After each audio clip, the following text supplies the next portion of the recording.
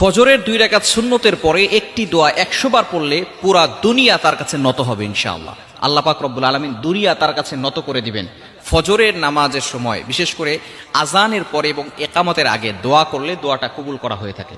নবী সাল্লাল্লাহু আলাইহি ওয়াসাল্লাম জানিয়ে দিয়েছেন, তিরমিজি শরীফের হাদিস, আদ-দুআউ লা ইউরাদ্দু বাইনাল আযানি ওয়াল ইকামা। আজান এবং ইকামতের মাঝখানে যে দোয়াটা করা হয় সেই দোয়াটা আল্লাহ তাআলা কবুল করেন। তবে বিশেষ করে ফজরের নামাজের সময় আপনি 2 রাকাত সুন্নতের পরে, ফরজের আগে আজান হয়ে গেছে, 2 রাকাত সুন্নত পড়েছেন। ফজরের নামাজ তো 4 রাকাত, তাই না? 2 রাকাত সুন্নত, 2 রাকাত ফরজ। 2 রাকাত সুন্নতের পরে এবং ফরজের আগে মধ্যবর্তী সময় 100 বার এই দোয়াটা পড়বেন। ইনশাআল্লাহ আল্লাহ পাক রব্বুল আলামিন দুনিয়াটা আপনার কাছে নত করে দিবেন। আপনি এই দোয়াটা 100 বার করার পরে আপনি আল্লাহর কাছে দোয়া করবেন, আল্লাহ পাক রব্বুল আলামিন আপনার দোয়াগুলো কবুল করবেন।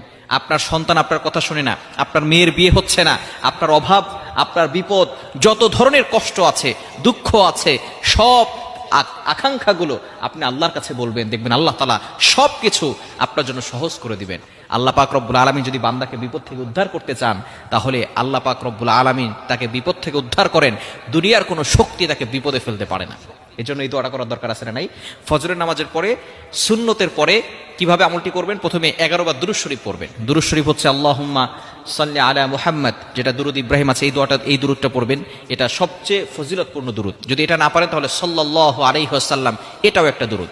আপনি এটা 11 বার পড়বেন। পড়ার পরে এরপরে আপনি 100 বার এই দোয়াটা পড়বেন, সুবহানাল্লাহি ওয়ালহামদুলিল্লাহি ওয়ালা ইলাহা ইল্লাল্লাহু আল্লাহু আকবার ওয়ালা